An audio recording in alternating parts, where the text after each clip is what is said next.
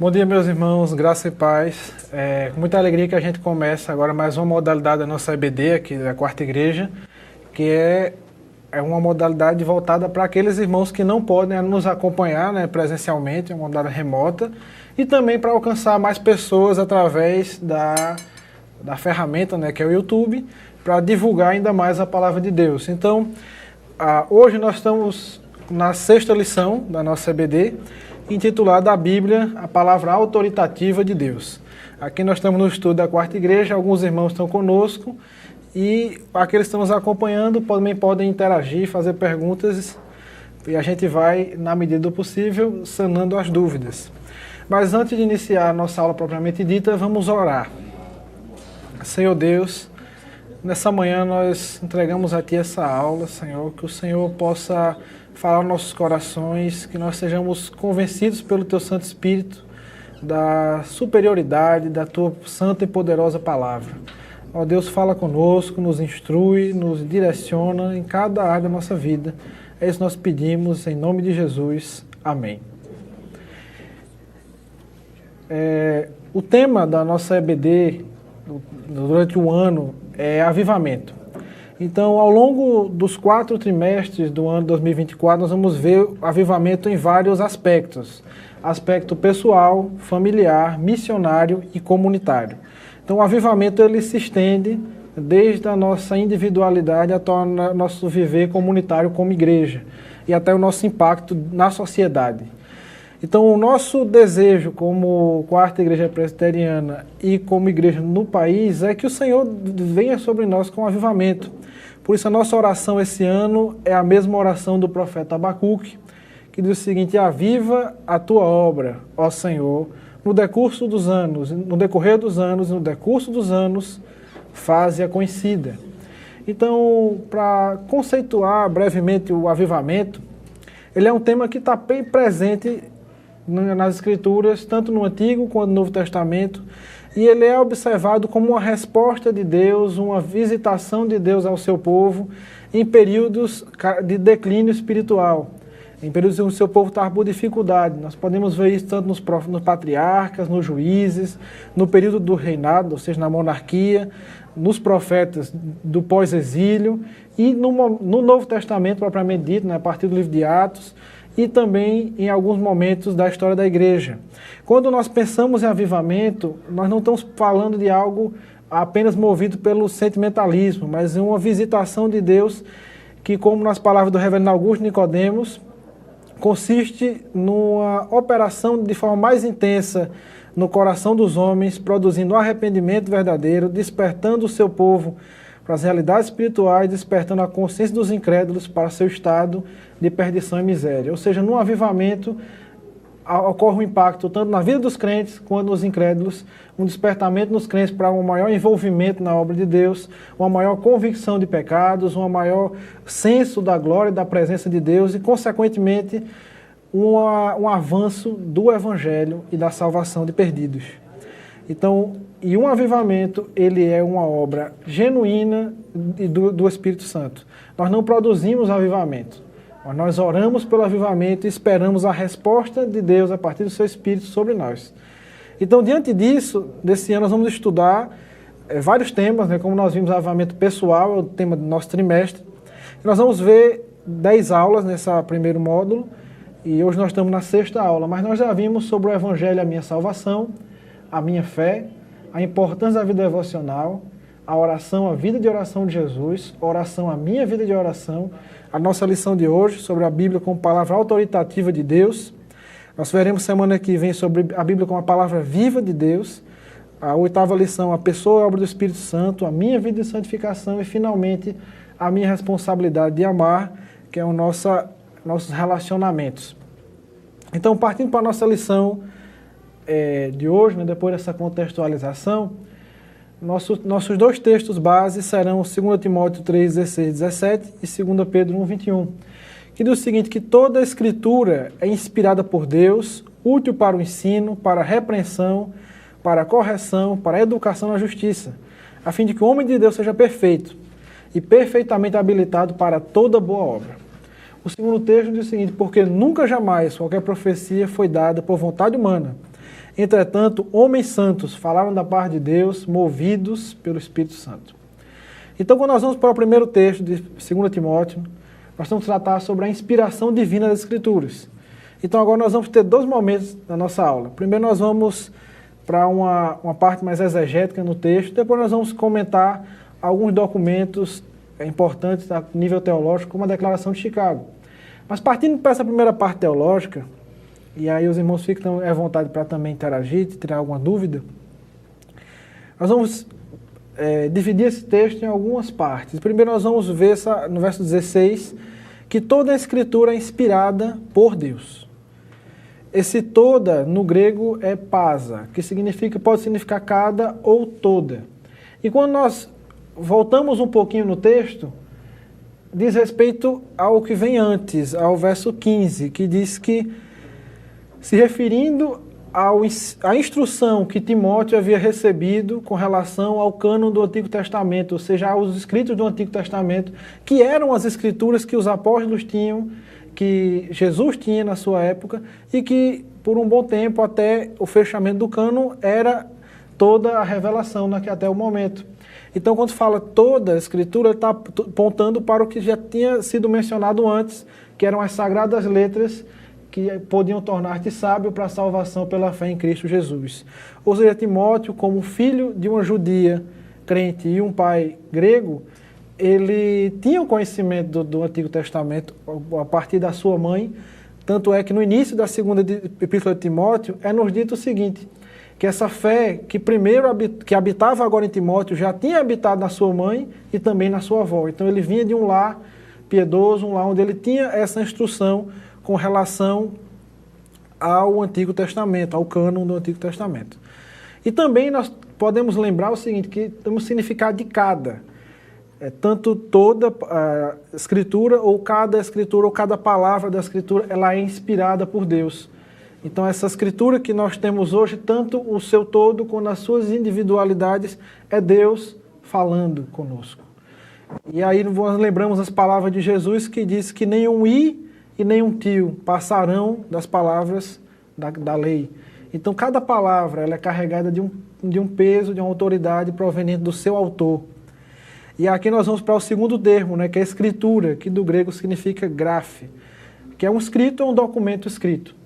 E para o judeu, eram os escritos sagrados, ou seja, o cânon, era aquilo que tinha sido registrado no Antigo Testamento, tanto desde o Pentateuco até o final dos livros proféticos da nossa Bíblia, os 39 livros da nossa Bíblia cristã. E aí já foi mencionado também em Romanos, esse mesmo termo, que eu trouxe aqui para nossa leitura, pois tudo quanto outrora foi escrito, para o nosso ensino foi escrito, a fim de que pela paciência e pela consolação das Escrituras tenhamos esperança. Então esse termo escrituras, o graphe em grego, também se refere ao cânon do Antigo Testamento. Mas não somente nós vamos ver que essa inspiração divina no Antigo Testamento, mas em toda a Escritura. E o apóstolo Pedro, mais adiante, ele vai trazer essa extensão, trazendo agora para os escritos do Novo Testamento. No 2 Pedro 3, 15 e 16, ele vai tratar agora sobre os escritos de Paulo, e ele vai mencionar o seguinte, verso 15. E tendo por salvação a longanimidade do nosso Senhor, como igualmente o nosso irmão amado Paulo vos escreveu, segundo a sabedoria que foi dada. Ao falar acerca desses assuntos, como de fato costuma fazer em todas as suas epístolas, nas quais há certas coisas difíceis de entender, as quais os ignorantes e instáveis deturpam, como também deturpam as demais escrituras para a própria destruição deles. Então Pedro agora, ele trata dos escritos de Paulo como parte das escrituras. Ele fala que os ignorantes e instáveis deturpam tanto as epístolas de Paulo, que ele fala acerca de que Paulo falou com a sabedoria que Deus lhe deu, e tratou diversas situações na igreja, trouxe lições teológicas preciosíssimas, mas também ele diz o seguinte, que as demais escrituras, então ele está trazendo o ensino dos apóstolos também para o nível de escritura. Então, quando nós vemos toda a escritura, é a Bíblia inteira, são seus 66 livros, 39 do Antigo, 27 do Novo, todos eles são inspirados por Deus. Então é isso que nós cremos, na inspiração divina das escrituras sagradas. E aí nós caminhamos um pouquinho quando nós vamos para o termo inspirado, que é do grego theopneustos, que significa soprada por Deus. Então, essa palavra ela é soprada por Deus, mas é no sentido de, não no sentido de inspirar, quando nós inspiramos o ar para dentro, mas de expirar o ar para fora.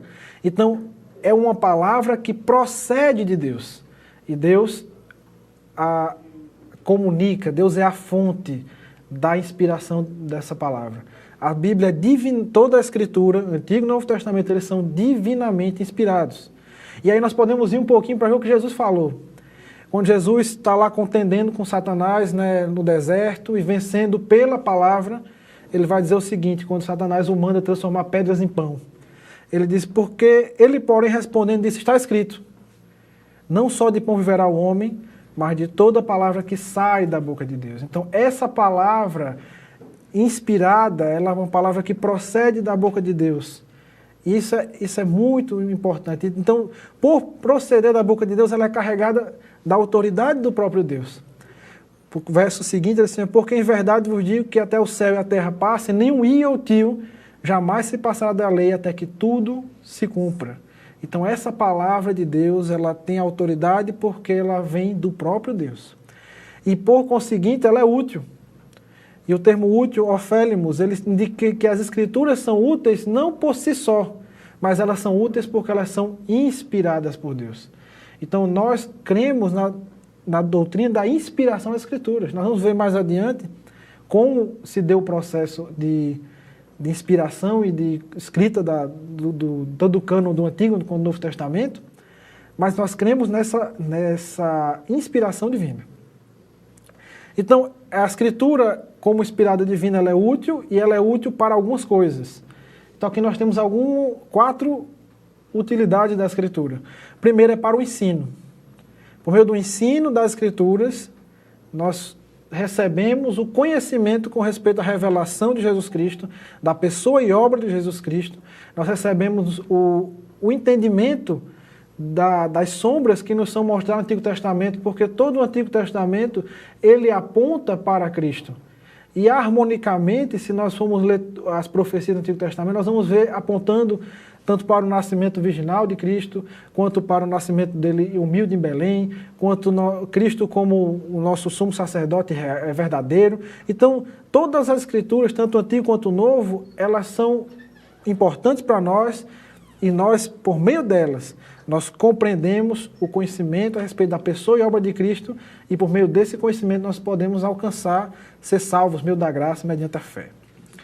Então, também ela é útil para a repreensão. No sentido de que, por meio da palavra revelada, é possível que haja, possível ser feitas advertências àqueles irmãos que estão andando em caminhos difíceis, em caminhos tortuosos. Também, por meio da palavra, por meio dessa questão da repreensão, são repreendidos os erros doutrinários e devem ser refutados em amor. Doutrinários e de conduta. Então, por meio da palavra, é nosso instrumento para que os erros doutrinários e erros de desvio de condutas eles sejam refutados. E também, por meio da palavra, os perigos eles são realçados. A palavra nos mostra caminhos perigosos que devem ser evitados. E, finalmente, e era uma situação que a igreja do primeiro século e hoje nós também vivemos, onde nós vivenciamos muitos falsos ensinamentos heréticos e muitos erros. As Escrituras elas são um instrumento, elas são úteis para a repreensão dos falsos mestres. As heresias foram muito combatidas no início da igreja. Nós vamos verificar, tanto na própria epístola de Timóteo quanto de Tito, Paulo menciona várias vezes os falsos mestres. Pedro também se dedica muito a expor o caráter e o ensinamento dos falsos mestres. Então, por meio das Escrituras Sagradas, esses falsos mestres, seus falsos ensinos podem ser repreendidos. A terceira função é a correção. Se a repreensão enfatiza o aspecto negativo da obra pastoral, a correção enfatiza o lado positivo. Porque o pecador, ou o irmão que está em pecado, ele vai não somente ser advertido para abandonar a vereda errada, aquela prática, mas ele também deve ser guiado e conduzido para a vereda certa. Então ele vai ser tanto repreendido, exposto à luz da palavra de Deus, quanto a palavra de Deus vai lhe dar um novo caminho para que ele possa seguir uma correção de rumo, de rota, na sua caminhada cristã. E finalmente, a quarta utilidade, né, dessa palavra divina inspirada é para a educação na justiça. Então o mestre deve preparar seu povo. Cada cristão necessita ser disciplinado de modo que prospere na esfera onde a vontade santa de Deus seja considerada normativa. Então, a palavra nos instrui, nos dirige, nossos passos para onde nós devemos andar, onde nós devemos seguir. Isso é muito importante, esse aspecto da palavra como um aspecto educativo. Então, Paulo ainda agora na sua epístola a Tito, ele vai trazer o seguinte: por quanto a graça de Deus, Tito 2, 11 a 14, né?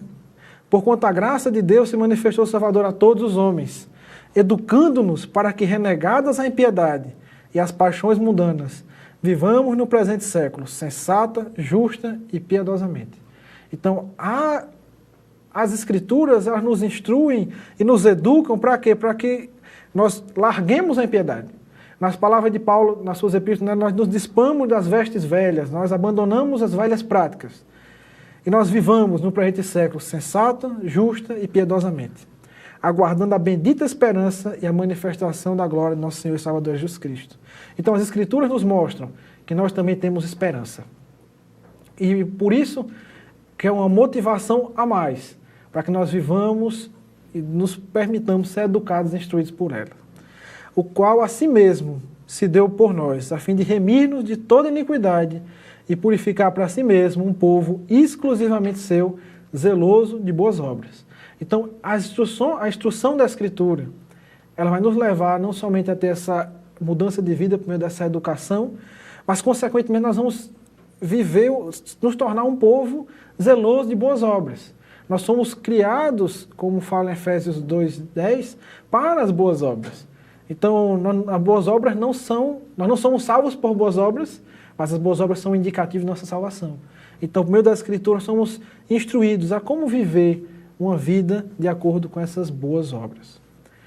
Caminhando agora para a segunda parte do texto, né, o verso 17. Todas essas 4 itens, essas 4 funções das Escrituras, utilidades, o ensino, repreensão, correção, educação na justiça, eles têm uma finalidade. E essa finalidade é que o homem de Deus, no caso cada um de nós como crentes em Cristo, ele seja perfeito, perfeitamente habilitado para toda boa obra. Ser aperfeiçoado no conhecimento das Escrituras nos permite nos tornar pessoas úteis nas mãos do nosso possuidor, que é Deus. E aí, se nós pegarmos um texto nas palavras do Senhor Jesus, ele diz o seguinte, que o discípulo não está acima do seu mestre. Nós não estaremos acima dele. Mas todo aquele que, porém, for bem instruído na palavra da verdade, ele será como seu mestre. Nós sejamos o Senhor Jesus como nosso modelo máximo e perfeito, né, de servo, modelo de alguém que se dedicou e se tornou e era pronto e habilitado para toda boa obra. Então, que por meio do ensino das Escrituras, por meio da instrução das Escrituras, nós possamos ser cada vez mais habilitados para toda boa obra. Então, nesse texto, né, 2 Timóteo 3, 16 e 17, nós vimos o seguinte, que nós cremos que as Escrituras, toda a Escritura, ela é inspirada por Deus. Ela tem a sua utilidade. Mas essa inspiração, nós vamos ver mais um pouquinho, né, no texto que foi pregado também hoje no culto, e que é o texto de 2 Pedro 1, 19 a 21, que diz o seguinte. Irmão, deixa eu fazer uma pergunta aqui. O que mais a gente ouve são muitas pessoas contestarem porque eles dizem que a Bíblia, elas foram escritas por homens e que talvez esses homens que as escreveram, que as traduziram, colocaram coisas às vezes do seu próprio pensamento ou do seu próprio entendimento. Isso é possível? Então, irmãos, isso a gente ia ver mais um pouquinho mais adiante, mas vamos dar um início agora. É uma crítica que muitas pessoas fazem, né, a respeito da Bíblia, né, dizendo, não, mas a Bíblia foi escrita por homens, então ela pode conter falhas. Então, o texto que nós vamos ler agora, eu vou adiantar um pouquinho, vamos ler direto o verso 25, 21, 20 e 21, diz o seguinte: sabendo primeiramente isso, que nenhuma profecia da Escritura provém de particular elucidação. Porque nunca jamais qualquer profecia foi dada por vontade humana. Entretanto, homens santos falaram da parte de Deus, movidos pelo Espírito Santo. Então, realmente, a Bíblia foi escrita por homens. Homens criados à imagem e semelhança de Deus, aos quais Deus se comunicou com eles, e por meio do Espírito Santo, né, o Espírito Santo os ungiu para essa função, os inspirou, para que eles pudessem redigir as Escrituras. Então, quando nós a Escritura ela foi escrita por agentes humanos, falíveis, mas que foi inspirada por um Deus infalível. Então, quando nós pegamos as Escrituras e avaliamos a harmonia entre elas, entre todos os textos, você pegar todo o processo de escrita da Bíblia, levou em torno de 1.400 anos, com diversos autores, nós vemos muita harmonia entre eles, nós podemos crer que um Deus superior, um Deus perfeito, inspirou por meio do seu Espírito esses homens. Então são homens falíveis, mas que falaram por meio de um Deus infalível. Então essa palavra escrita é palavra viva do Deus vivo.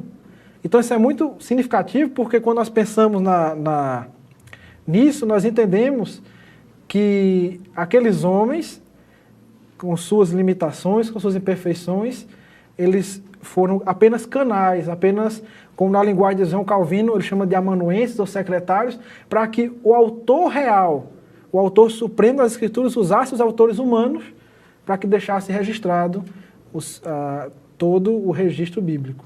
Então, é uma crítica comum, como o irmão mencionou, né? Acho que todo mundo já viu alguém mencionar isso, mas é uma crítica que não tem muita base, porque nós cremos na inspiração, né? E o próprio texto ele nos deixa claro que nenhuma profecia da Escritura provém de particular elucidação.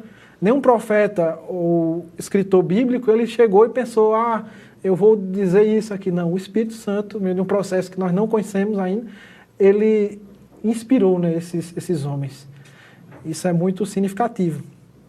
Então o texto ele vai nos mostrar isso, né? Primeiro verso 20, ele vai dizer o seguinte, que nenhuma profecia da Escritura provém de particular elucidação, ou seja, não é o homem, não foi da ideia humana. A gente não entende assim como se deu o processo de escrita, basicamente, mas nós sabemos o seguinte, que Deus pegou aqueles homens, alguns incultos, alguns cultos, homens humildes, homens de maior importância, mas inspirou-nos a compor esse livro. E aí a gente pensa o seguinte, que imagine todo o processo de escrita, né? Você vai ter homens como Moisés, que era um homem versado na cultura egípcia, você vai ter profetas mais simples, como Amós, que era apenas um criador de gado e colhedor de sicômoros. Você vai ter médicos como Lucas no Antigo Testamento, uma pessoa já mais instruída, mas que Deus, em diferentes épocas, em diferentes situações, ele pegou pessoas e as inspirou para que redigisse. E ele não anula a personalidade dos escritores, porque se a gente for avaliar, por exemplo, o estilo literário de Lucas, que é bem diferente do estilo literário de Mateus, da própria epístola de Pedro, que nós sabemos que Pedro ele foi redigida por Marcos, né? Pedro ele foi o autor e Marcos o redator. Então a gente entende o seguinte, que cada autor Deus manteve as suas características, ele não impessoalizou, né, a escrita da Bíblia. Se a gente for pensar nisso, a gente ainda é mais um motivo para louvar a sabedoria de Deus, né? E os seus caminhos, que nós não entendemos e não compreendemos. E aí entendemos dessa parte que esses homens santos, falíveis, que a gente percebe que vários deles falharam, por exemplo, Moisés, ele teve falhas, ele escreveu o Pentateuco, ele teve uma grande importância literária no contexto bíblico, mas ele teve falhas. Davi, várias falhas, mas naqueles momentos eles estavam inspirados por um Deus infalível, né, para a Escritura. Então, quando nós pensamos em termos bíblicos, nós temos o seguinte, que a terminologia bíblica, a inspiração é o processo pelo qual autores movidos pelo Espírito Santo registraram escritos inspirados por Deus. E aqui nós temos dois termos latinos, que é vox Dei e verbum Dei. Vox Dei é a voz de Deus e verbum Dei o verbo de Deus. Então essa palavra, ela é o verbo de Deus, mas também ela é a voz de Deus. Deus inspirou esses homens a tal ponto que essas palavras registradas devem ser encaradas por nós como palavras as mesmas palavras que Deus tivesse falado dos céus para a terra. Então essa ideia de que ela, verbo de Deus, ela é escrita por homens inspirados por Deus, mas ela deve ser encarada por nós como voz de Deus, como o próprio Deus tivesse falado audivelmente dos céus para a terra. Então Deus escolheu esse caminho, essa forma. E essa palavra, além de ser inspirada por Deus, ela também é infalível e ela é inerrante.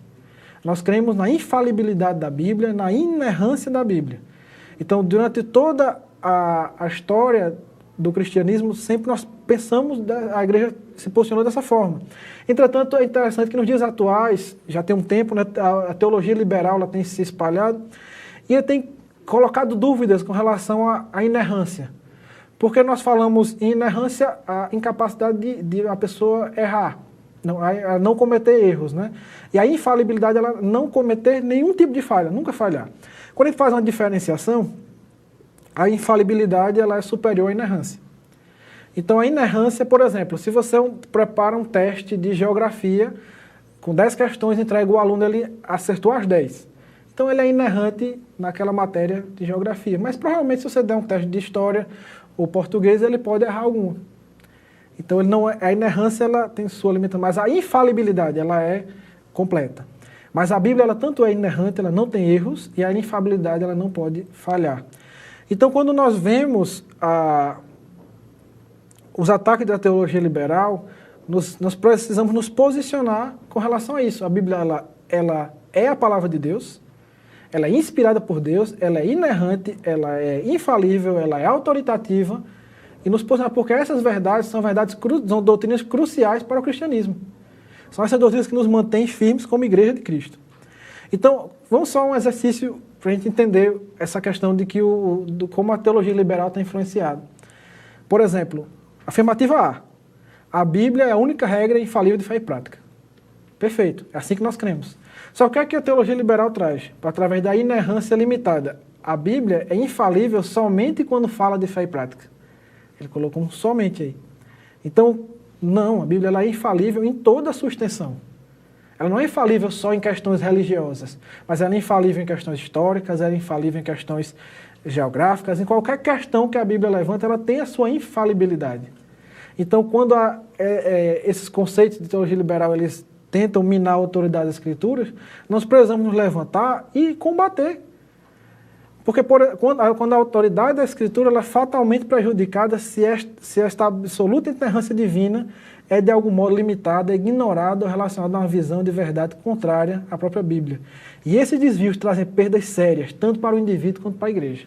Então, esses pequenos desvios, essa pequena sutileza, ela causa dano tanto ao crente individual como igrejas inteiras, elas perdem com isso. E aí quando... Pode falar, meu irmão. Pode concluir. Então, igrejas perdem muito com isso. Então, por isso que a gente tem que se posicionar justamente para defender a infalibilidade, a inerrância e a autoridade das Escrituras. E aí, só para um minutinho, só para fechar o argumento, quando a gente vai ver o que foi que o Senhor Jesus falou disso, ele encerra o caso. Porque ele vai falar, o que é que Jesus pensa sobre as Escrituras? 3 textos eu trouxe para a gente ver. Primeiro a gente já leu, mas eu vou ler novamente. Eles, porque não pense que vim revogar, ler os profetas. Não vim para revogar, vim para cumprir. Porque em verdade vos digo que até os céus e a terra passem, nem um i ou um tio jamais passará da lei até que tudo se cumpra. Então Jesus cria um total cumprimento das Escrituras. Segundo, ele vai dizer, se chamou deuses aqueles a quem foi dirigida a palavra de Deus. E a Escritura não pode falhar. Jesus, ele categoricamente vai dizer, a Escritura não pode falhar, então ela é infalível. E, finalmente, ele vai dizer o seguinte na sua oração sacerdotal, santifica-os na verdade, a tua palavra é a verdade. Então, o entendimento de Jesus, que era Deus encarnado, 100% homem, 100% Deus, perfeito em todos os seus caminhos, a Escritura, ela não pode falhar. A Escritura é a verdade e a Escritura totalmente se cumprirá. Então, Jesus encerra a questão. Apesar de alguns teólogos liberais eles virarem as costas para isso e fazer suas conjunturas, Jesus ele dá um ponto final. Pode falar, meu irmão. Eu acho que o ponto alto da aula de hoje é justamente essa questão dos teólogos liberais. E o que eu tenho visto é que teologia, ela se baseia muito na relativização Isso. da interpretação bíblica. Para mim é bastante lógico.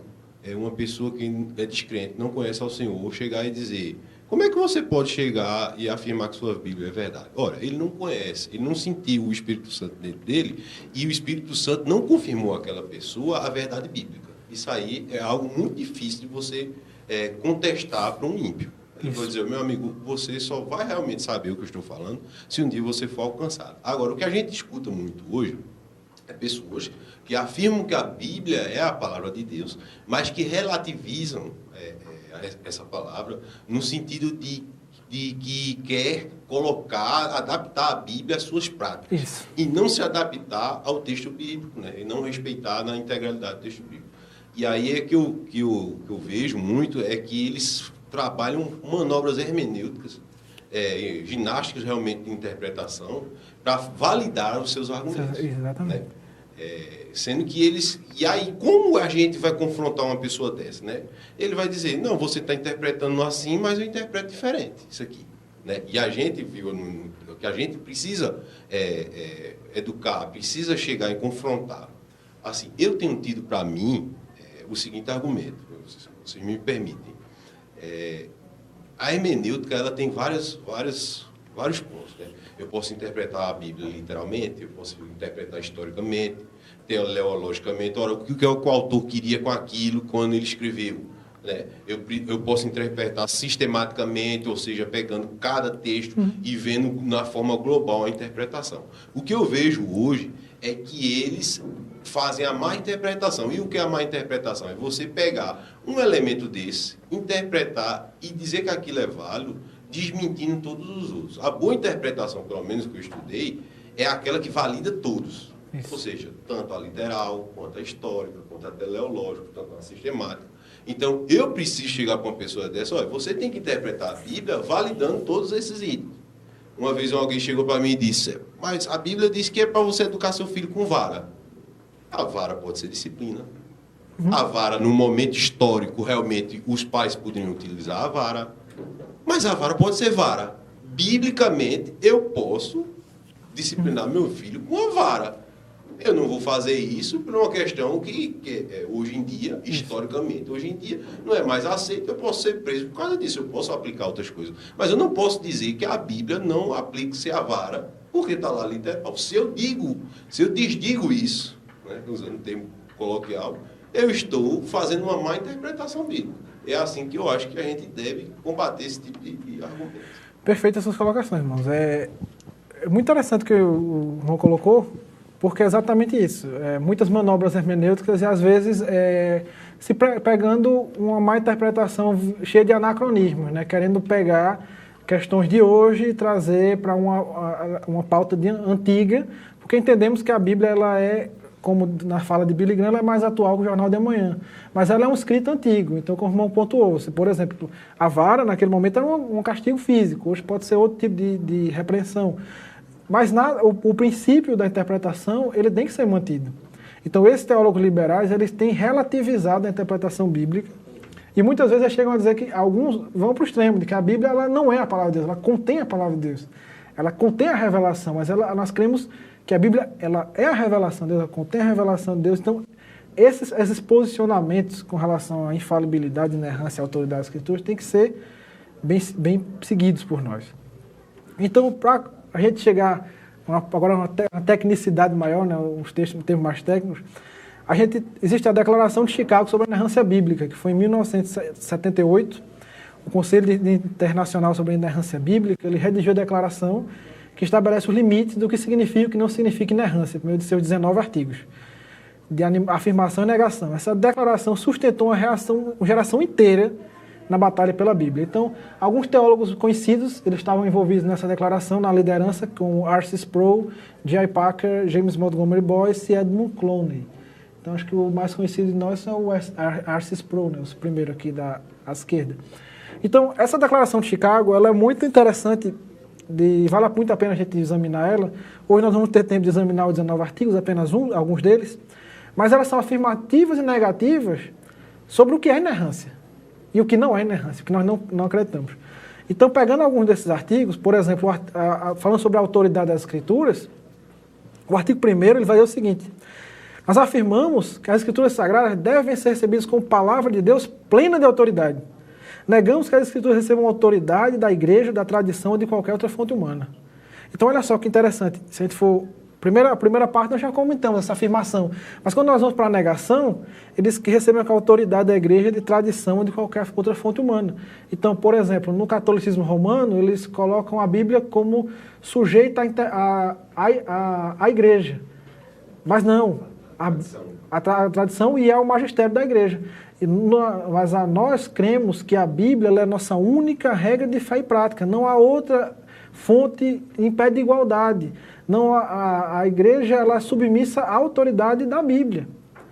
E aí nós vamos para o segundo artigo, que diz o seguinte: afirmamos que a Escritura é a suprema norma específica, escrita, pela qual Deus compele a consciência e a autoridade da igreja e é subordinada à Escritura. A igreja é subordinada à Escritura. Então esse é um erro do catolicismo romano. Eles subordinam a Escritura à interpretação do magistério católico. E negamos os credos, as confissões e as declarações da igreja têm uma autoridade maior ou iguais à autoridade da Bíblia. Então, os credos e confissões são documentos importantes. A confissão de Westminster é um documento muito importante. Os credos apostólicos, os concílios foram importantes, o concílio de Nicéia, de Calcedônia, então, e todos tiveram sua importância. Mas nenhum deles, eles têm autoridade maior que as Escrituras Sagradas. E aí nós vamos para uma doutrina muito cara, que é a doutrina do sola escritura. Nós vimos que na Reforma Protestante o ensino poderia ser resumido em 5 solas, ou 5 somentes. Sola Escritura, sola fide, sola Christus, sola gratia e sola Deo Gloria. Sola Escritura é que somente as Escrituras elas têm a nossa única regra de fé e prática. Então os reformadores se levantaram e se posicionaram por essa verdade tão cara a nós hoje. E assim nós também devemos crer, somente as Escrituras são a nossa única regra de fé e de prática. Então, devemos ser o povo da Escritura, ser guiados, pautados, como o pastor Fábio comentou agora no culto, ao longo da sua pregação, devemos ser como os de Beré, que conferem Escritura com Escritura. E se a Bíblia não diz aquilo, nós não devemos acolher. E aí um exemplo disso foi o reformador Martinho Lutero, ao ser contestado na Dieta de Worms, e ele diz essa célebre frase que, a menos que seja convencido pelo testemunho das Escrituras, ou por razão clara, pois não creio somente no Papa ou em concílios, visto que já se sabe muito bem que eles já erraram e se contradizem muitas vezes, estou constrangido pelas Escrituras, que já citei, e minha consciência está cativa à palavra de Deus. Não posso me retratar e não me retratarei de coisa alguma, pois não é seguro nem correto agir contra a consciência. Não posso agir de nenhum modo, mantenho minha posição, que Deus me ajude. Amém. O reformador se posicionou pelas Escrituras. Concílios e confissões, eles se contradizem, como ele disse, em algumas situações, mas as Escrituras, elas são palavra de Deus, inspirada, autoritativa, inerrante, infalível, e são elas que nós devemos nos basear. Quando nós tratamos da revelação, o artigo 3 é o seguinte: afirmamos que a palavra escrita é, em sua inteireza, a revelação dada por Deus. Negamos que a Bíblia seja apenas um testemunho da revelação ou se torne revelação somente quando a encontramos, ou depende de resposta de homens para sua validação. A negativa é algo que muitos liberais apontam, que as Escrituras elas são um testemunho da revelação, mas não, as Escrituras são a revelação dada por Deus. Artigo 4º, afirmamos que Deus, que fez o homem à sua imagem, usou a linguagem como meio de revelação. E negamos que a linguagem humana seja tão limitada por nossa condição de criatura, que seja inadequada como um veículo para a revelação divina, que foi o que o irmão mencionou, né? Que é por ser humano, né? Além disso, negamos que a corrupção da cultura e da linguagem humana causada pelo pecado tenha impedido a inspiração de Deus. Então nós negamos isso, porque uma vez como é criada a imagem e semelhança de Deus, e Deus se comunicou com a humanidade em vários momentos, né? Algumas aparições, como algumas teofanias, algumas aparições como Deus na sarça, viu que é possível haver essa comunicação sem que a linguagem haja prejuízo de linguagem, mesmo as nossas limitações, como seres humanos. O artigo 5º, ainda falando sobre isso, é assim, afirmamos que a revelação de Deus nas Escrituras Sagradas foi progressiva. Negamos qualquer revelação posterior, completando a revelação anterior, seja dado para corrigi-la ou contradizê-la. Além disso, negamos que qualquer revelação normativa tenha sido dada após a conclusão dos escritos do Novo Testamento. Esse artigo 5º me impressiona muito e vale a pena ter um pouquinho nele. A revelação da Escritura de Deus foi progressiva, essa é a primeira afirmação. Por que progressiva? Nós vemos que desde Gênesis, no início, a revelação de Deus foi progredindo, até chegar no momento onde essa revelação foi finalizada e o cânon foi fechado com 66 livros até Apocalipse. Então, com revelação progressiva, nós vemos que fomos construindo, né, Deus foi construindo a revelação e a harmonia com relação a apontar para Cristo. O Antigo Testamento é cheio de figuras, de sombras, alegorias que apontam para Cristo como a realidade de todas as coisas. Entretanto, nós como cristãos nós entendemos que a revelação completa, ela é progressiva, mas não dizer assim, não, mas em Cristo tudo se tornou, então vamos descartar o Antigo Testamento. Não. Nós temos que interpretar e viver de acordo com toda a Escritura. E aí ele vai dizer o seguinte, negamos qualquer revelação posterior. Então isso é muito importante. Após o fechamento do cânon, os 66 livros, não tem mais revelação. Não tem mais algo que possa ser acrescentado ao registro bíblico. E negamos que qualquer revelação normativa tenha sido dada após a conclusão dos escritos do Novo Testamento. Depois do fechamento do cânon bíblico, não há novas revelações. Então, já caminhando para o fim, eu queria falar a respeito da inspiração. Nós já comentamos. Esse já foi comentado, né? O artigo 7º, falando sobre a inspiração divina, o artigo 8º, falando sobre que Deus utilizou personalidades distintas e manteve, né, os estilos literários. Isso é muito evidente quando a gente faz a leitura bíblica, né? Nós percebemos diferentes formas de escrever dos autores bíblicos e que Deus preservou isso. E caminhando agora para o penúltimo slide, e depois as conclusões, no artigo 13º, falando sobre a coerência das Escrituras. Afirmamos a conveniência de usar a inerrância como termo teológico que refere à veracidade plena das Escrituras. E negamos que seja conveniente avaliar as Escrituras de acordo com padrões de verdade e erro que são alheios ao seu uso e ao seu propósito. Também negamos que a inerrância seja anulada por fenômenos bíblicos com a falta de precisão técnica moderna, irregularidade de gramática ou de ortografia, descrições observacionais da natureza, relato de mentiras, uso de hipérbole, números redondos, arranjo tópico do material, seleções variadas de material e relatos correspondentes aos usos de ações livres. É muito interessante essa afirmativa porque é o seguinte, vou partir para a segunda negativa. Negamos que a inerrância seja anulada por fenômenos bíblicos com falta de precisão técnica moderna. Muitas pessoas elas querem pegar o conhecimento técnico moderno e querer aplicar a Bíblia. Nós entendemos que é um documento antigo, que foi escrito de acordo com o entendimento daqueles homens. Por exemplo, aqui vai dizer o seguinte, descrições observacionais da natureza. Lá em Josué nós temos um momento em que Josué ora e o sol para. Nós sabemos que depois de muito tempo, com o modelo heliocêntrico, que a Terra se move em relação ao Sol, não só em relação à Terra. Então não foi o Sol que parou, foi a Terra que parou. Mas para Josué, que é o observador, ele diz que o Sol parou. E depois nós vemos também outro momento, quando diz que morcegos é agrupado como aves. Para aqueles autores ali, era ave, não tinha esse conhecimento.